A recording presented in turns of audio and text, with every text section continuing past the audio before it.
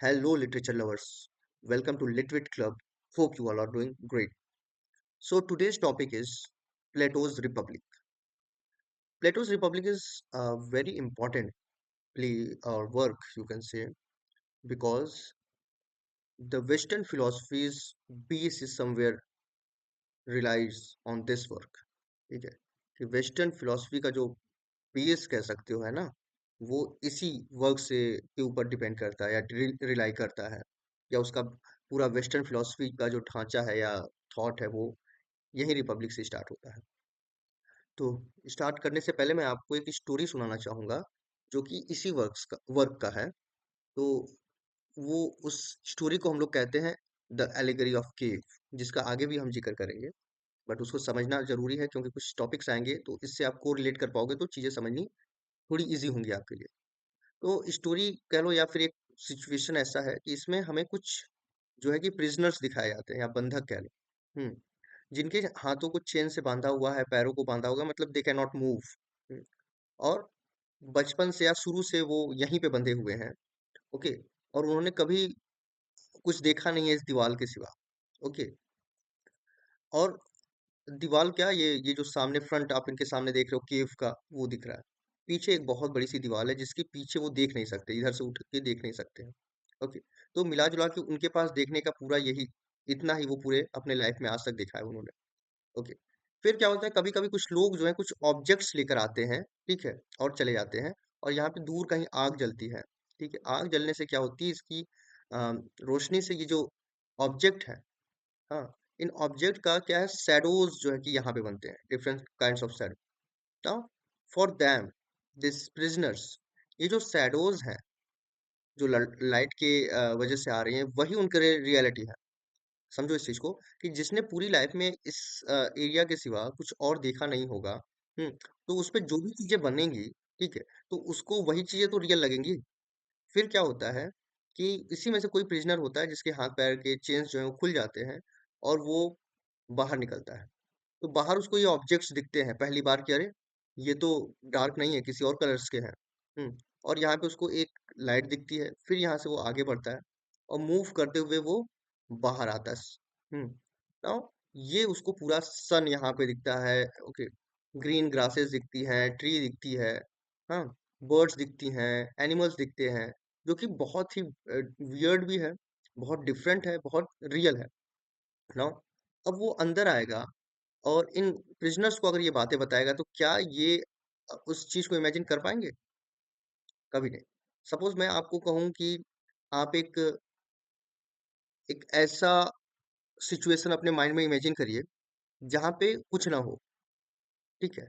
तो आपकी जो इमेजिनेशन पावर है उससे आप एक ऐसी ऐसा वर्ल्ड या ऐसा कुछ प्लेस दिखाओगे जहाँ पे हर कुछ डार्कनेस है, क्योंकि जब हम कहेंगे कुछ भी नहीं है, रोशनी भी नहीं है, तो अंधेरा आएगा दिमाग पे। लेकिन मैं कहूँ कि अंधेरा भी नहीं आना चाहिए। मतलब एक ऐसा सिचुएशन अपने दिमाग में लाओ जहाँ पे अंधेरा भी ना हो। ओके, तो can can you imagine that?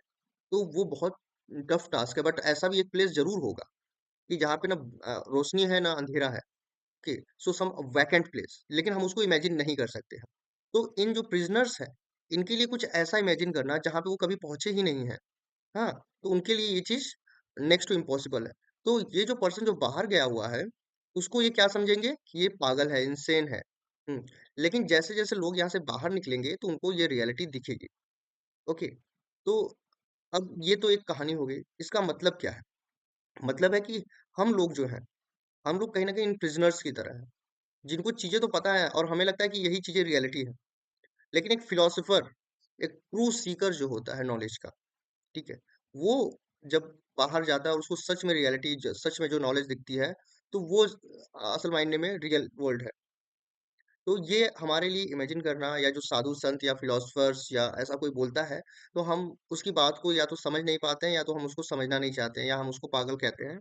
तो वो कहीं ना कहीं इसी एलिगरी से, इसी थीम से, इसी स्टोरी के थ्रू प्लेटो हम लोग को समझाते हैं कि एक कॉमन पीपल क्या होता है और एक फिलोसोफर क्या होता है। चलिए आते हैं आगे। तो पहले तो हम प्लेटो के बारे में जानते हैं कि प्लेटो है कौन। ओके।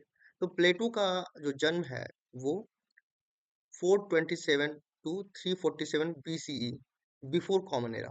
ओके। नाउ पहले आपको समझना होगा कि बीसी और बीसीई क्या होता है। Like we are living in 2024। Hmm तो अगर इसको हम पहले 2023 था, फिर 2022 था, तो ऐसे अगर हम पीछे जाएंगे तो ये कहीं ना कहीं 1900 भी आएगा। और पीछे जाएंगे 1800, 1700, और कभी जीरो भी तो आया होगा कि वहां से काउंटिंग स्टार्ट हुई होगी। हम्म अब जीरो से पहले हम जाएंगे, जैसे नंबर लाइन में आपने देखा होगा तो -1 -2 होता है। लेकिन हम यहाँ पे -1 -2 ईयर्स में नहीं कहते, इसको भी 1 2 3 ही करते हैं। लेकिन ये अपोजिट डायरेक्शन में बढ़ता है। 500, 1500, ओके, ऐसा करके। तो नाउ जीरोस के बाद का जो एरा होता है उसको हम लोग बोलते हैं common era. Okay, not BCE, it is called common era, जिसको हम लोग सीई कहते हैं आज के समय में। इसको कॉमन एरा कहते हैं। Okay, common era. ओके, और जीरो से जब पहले हम जाते हैं तो इसको बोलते हैं बिफोर कॉमन एरा। ठीक है, बिफोर कॉमन एरा इसको कहते हैं।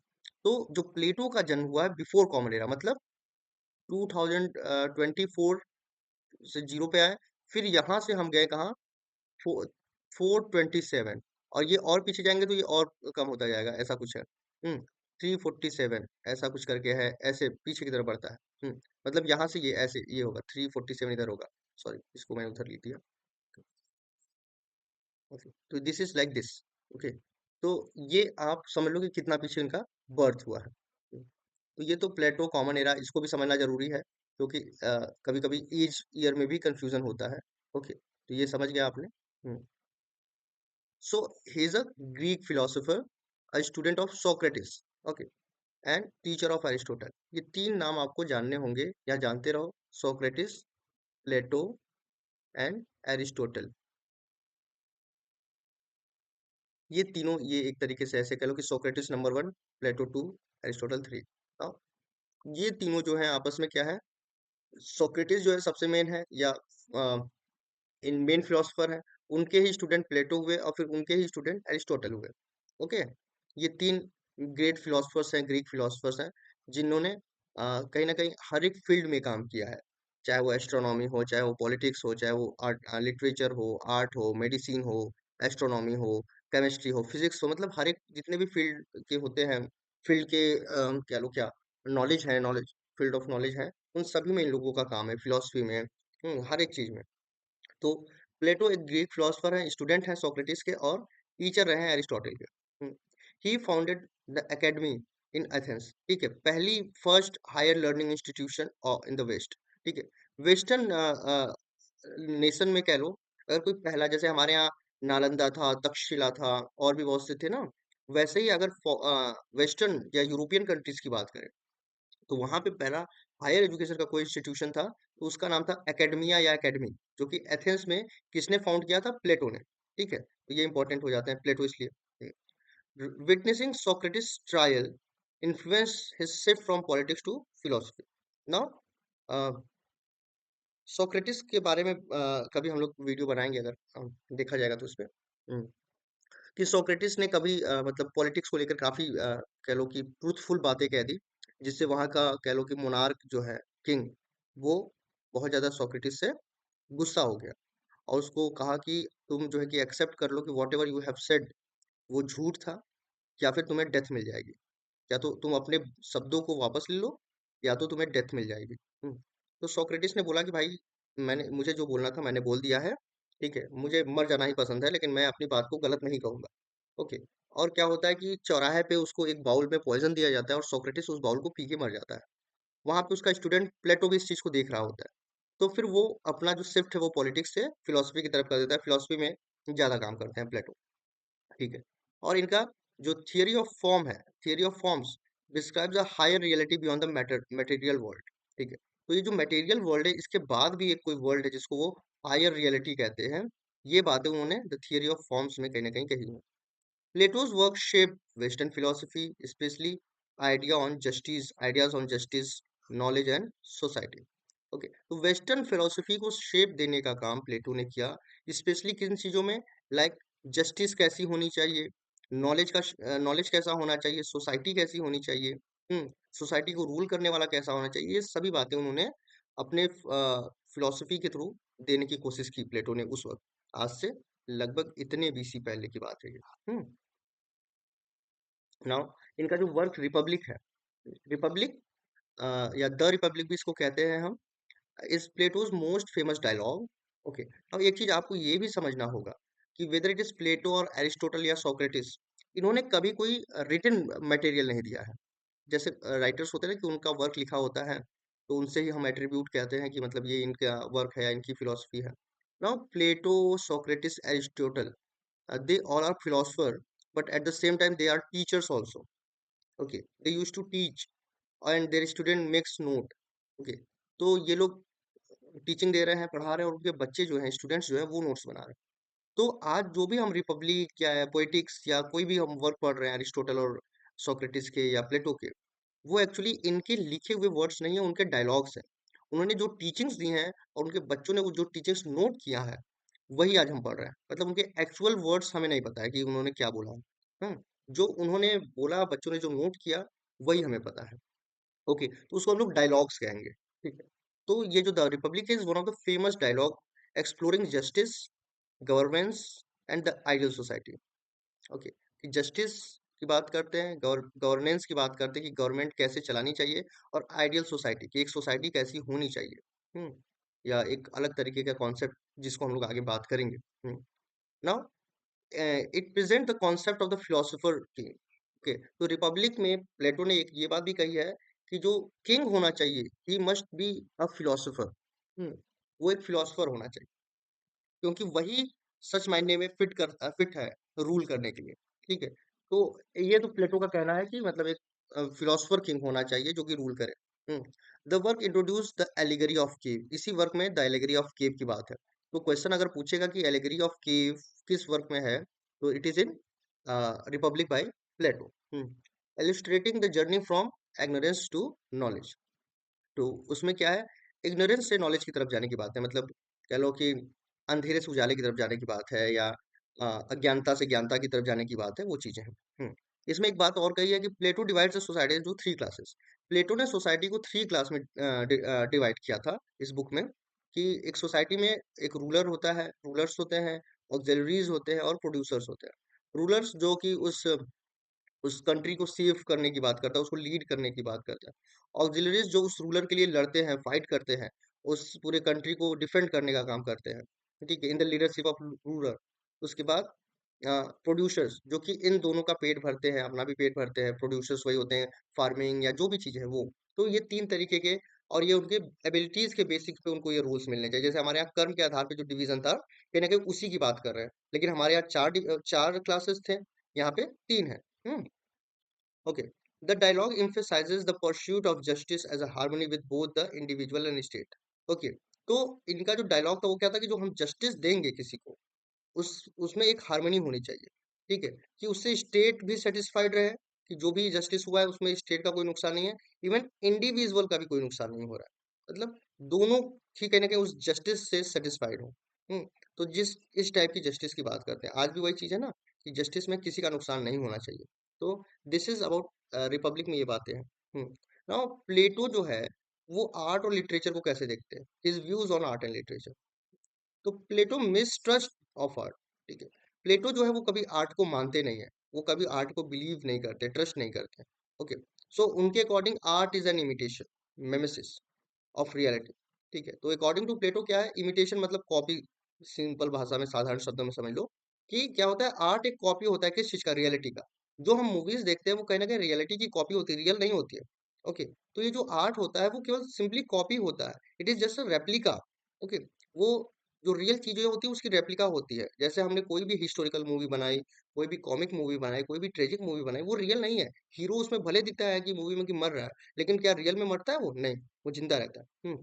तो कहीं ना कहीं आर्ट जो है वो रियलिटी को इमिटेट करता है, और इस वजह से वो कहते हैं it is twice remove from the truth या रियलिटी। ठीक है, उनके लिए पोएट्री क्या है, कि it is twice remove from reality. ये सेंटेंस जानते रहना, twice remove from reality. Okay, क्योंकि ये प्लेटो का कहना है कि ये जो वर्ल्ड है वो अपने आप में ही एक इमेजिनेशन है, और हम उस इमेजिनेशन को कॉपी कर रहे हैं। तो ट्वाइस रिमूव फ्रॉम रियलिटी, उसको हम आगे समझेंगे कि ये कैसे ट्वाइस रिमूव है, आइडियल वर्ल्ड क्या होता है, उस पर हम लोग अभी डिस्कस करेंगे। Art appeals to emotions rather than reason. Okay, अब ये जो आर्ट होता है, कोई भी वर्क, चाहे वो नॉवेल हो, ड्रामा हो, पोइट्री हो, मूवी हो, सॉन्ग हो, वो कहीं ना कहीं आपकी इमोशंस को अपील करता है ना। जब हम कोई मूवी देखते हैं तो हम रोने लगते हैं। या हम जब कोई सैड होते हैं काफी, तो हम सैड सॉन्ग सुन के बहुत और दुखी हो जाते हैं। तो कहीं न कहीं वो हमारे इमोशन को अपील करता है ना, लेकिन रीज़न को अपील नहीं करता है, हमारे माइंड को अपील नहीं करता है वो। हुँ, जैसे हम कई ऐसी मूवीज़ देखते हैं जिसमें क्या होता है कि हीरो ने मारा और विलेन जो है बहुत दूर जाके गिरता है। तो वो हमारे इमोशंस पे बड़ा मज़ा आता है हमको कि बहुत अच्छे से मारा। लेकिन क्या वो रियल है? वो रीज़नेबल है? रेशनल है वो? नहीं। हुँ, तो इससे क्या होता है, एक तरीके की इररेशनैलिटी पैदा होती है। हुँ, तो इसलिए प्लेटो ने कहा था कि ये भाई गलत होता है, झूठा होता है, इसलिए हम इसको डिस्कार्ड करते हैं, ये नहीं होना चाहिए। ना इम्पैक्ट ऑन द सोल। अब ये आर्ट का सोल पे क्या इम्पैक्ट पड़ता है? तो art encourages encourages negative emotions. ठीक है, कि आर्ट जो है वो नेगेटिव इमोशंस को इंकरेज करता है and hinder the moral development. अब क्या होता है कि हम जो मूवी देखते हैं, हम जो सॉन्ग सुनते हैं, हम वैसा करना या बनना चाहते हैं या वैसे इमोशंस को देखते हैं, तो वो हमारे ऊपर एक नेगेटिव इम्पैक्ट लेकर आता है, जो कि हमारे मोरल डेवलपमेंट, हमारा पर्सनल डेवलपमेंट को कहीं ना कहीं हार्म करता है या हिंडर करता है। आज के समय में क्या है, जैसे रील्स हम फोन पे स्क्रॉल करते जा रहे हैं बार बार, कोई आ रहा है हम उसको स्क्रॉल कर रहे हैं। अब वो रियल तो नहीं ना, वो हमारा मोरल डेवलपमेंट भी नहीं कर रहा है, लेकिन वो हमारे इमोशंस को कहीं ना कहीं फीड कर रहा है। अब वो नेगेटिव कर रहा है पॉजिटिव कर रहा है, वो तो रील के ऊपर डिपेंड कर रहा है, लेकिन कहीं ना कहीं वो हमारा जो डेवलपमेंट होना चाहिए रियल वर्ल्ड में, वो नहीं हो रहा है। हम मैक्सिमम टाइम उस पर दे रहे हैं। तो इस वजह में इस तरीके से ये जो आर्ट होता है वो हमारे कह लो मोरल डेवलपमेंट को हिंडर करता है, ऐसा प्लेटो का कहना है। लिटरेचर और पोइट्री को लेकर क्या कहते हैं, जैसे आर्ट की बात हो गई, वैसे लिटरेचर और पोइट्री में भी कहते हैं कि often present misleading images of gods and human nature.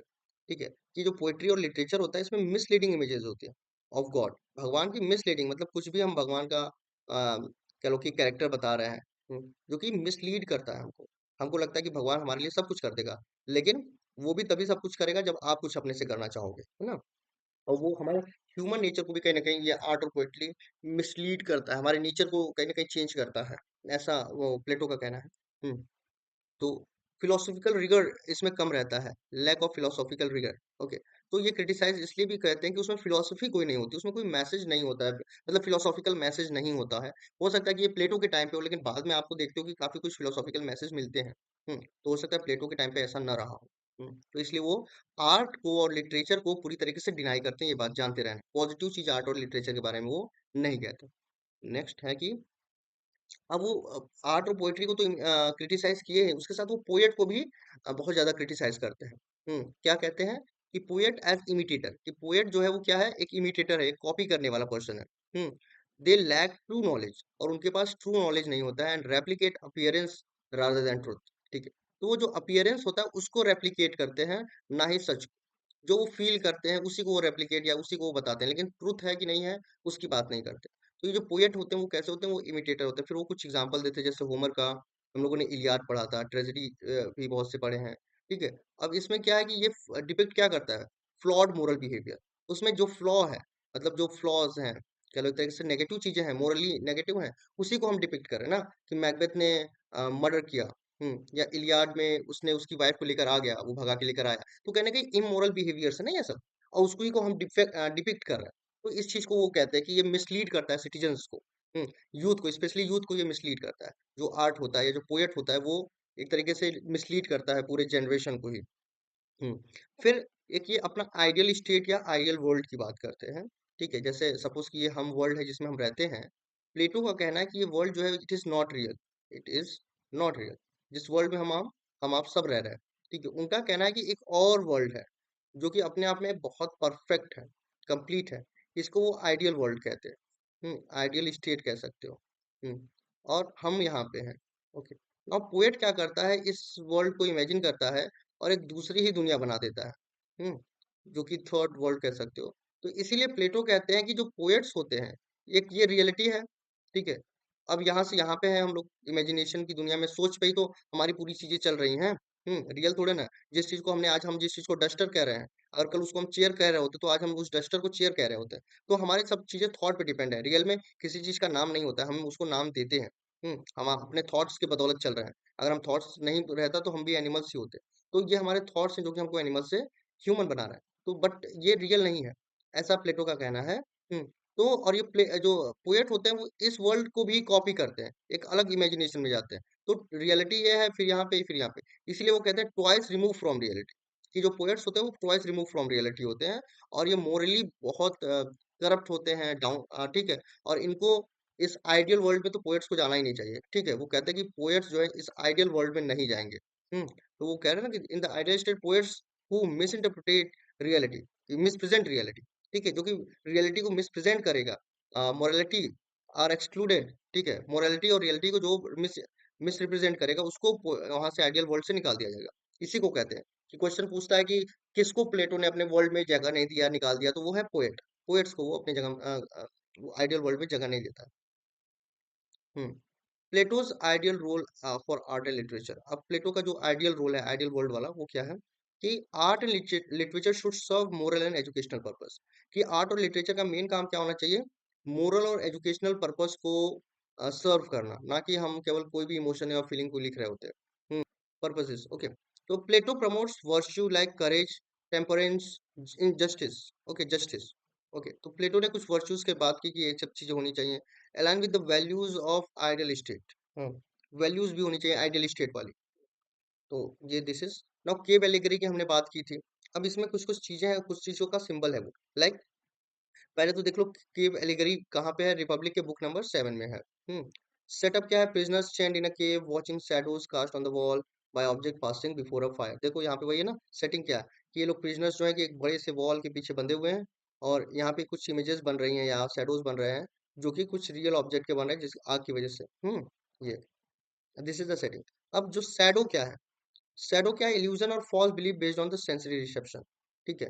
कि जो हम देखते हैं उस देखने के अपने सेंस की बदौलत जो हमने एक रियलिटी बनाई है उसी को हम इल्यूजन कहते हैं। नाउ इन प्रिजनर्स के लिए यही रियल है ना जो देख रहे हैं, जैसे हम टीवी देख रहे हैं बचपन से ही, तो हमारे लिए टीवी ही रियल हो जाएगा एक तरीके से, उसमें जो कैरेक्टर्स हैं वही रियल हो जाएंगे। कहाँ, ठीक है। तो बचपन में या अभी भी हम लोग डोरेमोन से मिलना चाहते हैं या शक्तिमान से मिलना चाहते हैं, वो क्या है, वो हमने उस चीज को देखा और उसको हमने रियल मान लिया, जैसे ये प्रिजनर्स को ये शैडोज रियल लग रहे हो। नाउ ये जो ऑब्जेक्ट्स हैं ये हायर ट्रूथ या फॉर्म्स की बात करते हैं। नाउ अगर ये प्रिजनर यहाँ से निकल के यहाँ आता है तो ये शैडोज से बेटर यहाँ पे इसको एक हायर ट्रूथ दिखेगा कि अरे नहीं, शैडोज के बाद भी कुछ होता है। नाउ ये एक minute. Now journey out of the cave, pursuit of the knowledge and enlightenment. जब कोई प्रिजनर जो है वो यहाँ से बाहर निकल के जाता है और यहाँ बाहर आ जाता है, तो इसी को हम कहते हैं क्या, कि वो नॉलेज के लिए परस्यू कर रहा है, ठीक है। From knowledge to an enlightenment, कहाँ से, डार्कनेस से लाइट की तरफ जा रहा है वो। और सन क्या है, सन, सन इज द अल्टीमेट ट्रूथ और the form of the God good, क्या, हाँ। तो यहाँ पे जो सन होगा that is the ultimate truth, वो रियलिटी है, वो अल्टीमेट ट्रूथ। और ये जो प्रिजनर जो बाहर गया वो है क्या, फिलोसोफर। तो this is the cave allegory, hope you understand it, okay. The connection between cave allegory and art, art और एलिगरी के बीच में जो ये जो स्टोरी बताया उसके बीच में क्या कनेक्शन है। तो art as a shadows on the cave wall, ठीक है। तो उनके हिसाब से क्या है कि जो आर्ट है ये सबसे वर्स्ट फॉर्म है। वो आर्ट ये कहते हैं ये है आर्ट, ठीक है। ये जो चीजें हम देख रहे हैं यही आर्ट है, क्योंकि हम कहीं ना कहीं अपने माइंड से इमेजिन कर रहे हैं ना इन चीजों को।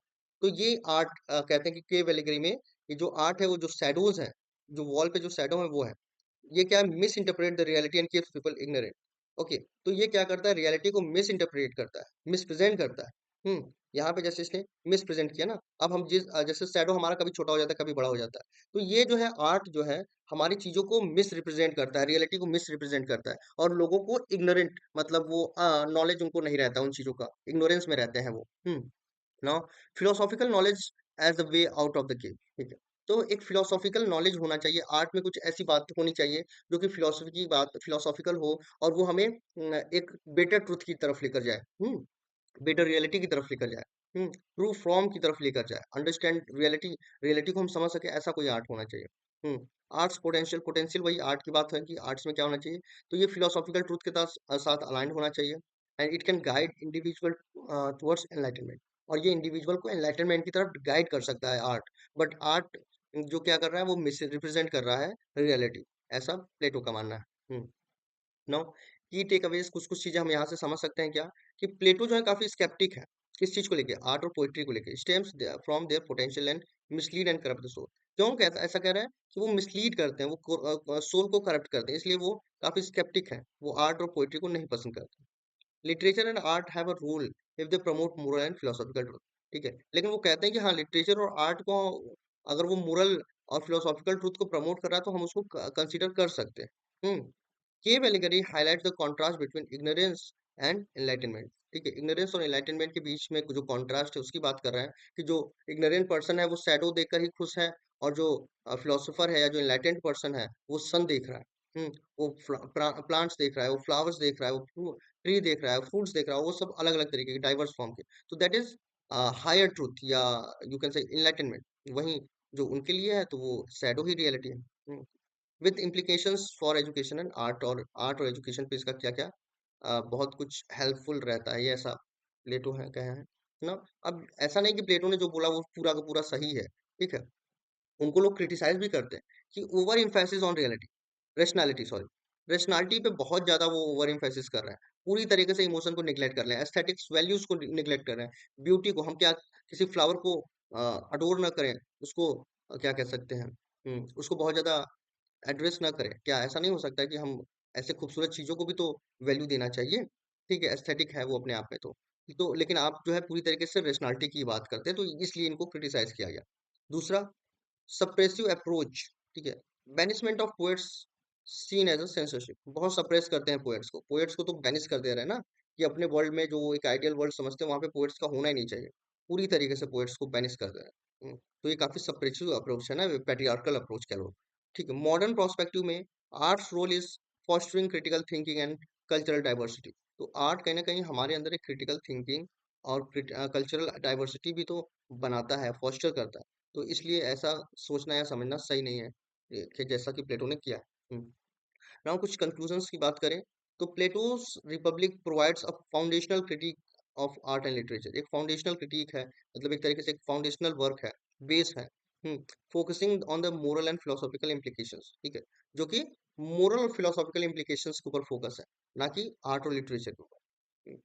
Now cave allegory remains a powerful metaphor for the journey from ignorance to knowledge. Ignorance to knowledge को समझने के लिए आज भी केव एलिगरी को बहुत अच्छे से समझा जा सकता है, कि कैसे एक प्रिजनर जो कि डार्कनेस में रहा है शुरू से, वो परस्यूट करता है और वो अल्टीमेट सन या अल्टीमेट ट्रूथ को फाउंड कर लेता है, पा लेता है।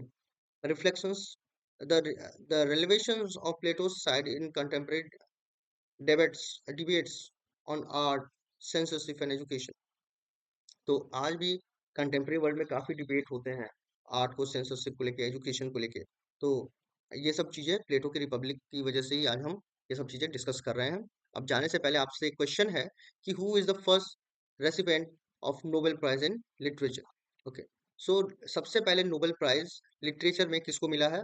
आप आंसर कमेंट में करोगे, जो भी आंसर सही देगा उसके हम कमेंट पे लाइक कर देंगे, सो दैट कि आप समझ जाओ कि आपका आंसर सही है। Okay, thanks for watching.